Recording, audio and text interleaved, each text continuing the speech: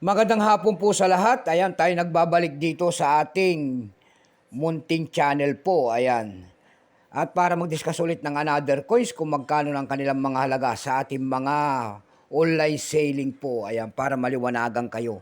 Meron tayong pag-uusapan po at hindi ito pera po. Ito po ay token. Baka mayroon kayong mga ganyan mga token. Ayan, Casino Pilipino po, year 1997 token. Ayan. Bultuhan po ang bilhin natin sa mga ganito mga token. Ayan, year 1997. Ayan, Philippine Eagle. Ayan, Casino Pilipino. Siselling natin siya kung magkano lang kanyang halaga sa ating mga online selling.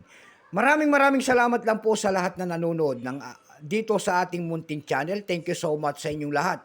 Lahat po ng aking mga subscriber, maraming salamat po. Taos puso po ako nagpapasalamat sa inyo sa pagsuporta dito sa ating munting channel. God bless po sa inyong lahat. Ayan. Yun naman po, hindi pa po nakapag-subscribe dito sa aking YouTube channel. Anyayaan ko lang sana kahit malaking bagay na po sana ang inyong magagawa tulad ng pagpindot sana ng ating subscribe button, like and share.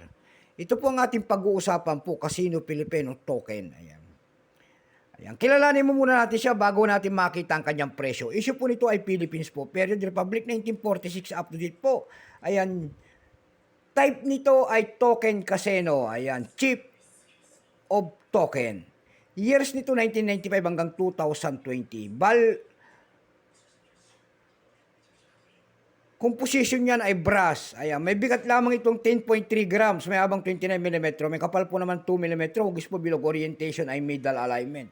Number and dash 24116. Ayan, reference number. Casino Pilipino, Philippine Eagle. Ito pong year 1997 na ito na token, wala, no percent po ito, wala rin price sa ating mga numista, hindi pa binigyan ng presyo. Pero dumako tayo sa kanya mga presyo sa ating mga online selling tulad ng Carousel PH. Ayan. Sa Carousel PH po, mayroon na tayo nakita nagbebenta doon ng 490 pesos. Nasundan niya ng 150 pesos. Meron na rin tayo nakita doon na 130 pesos. Yung pinakamalit na bintahan po ay 70 pesos. Ayan lamang po ang ating may babagi sa inyo. Keep safe po sa lahat and God bless.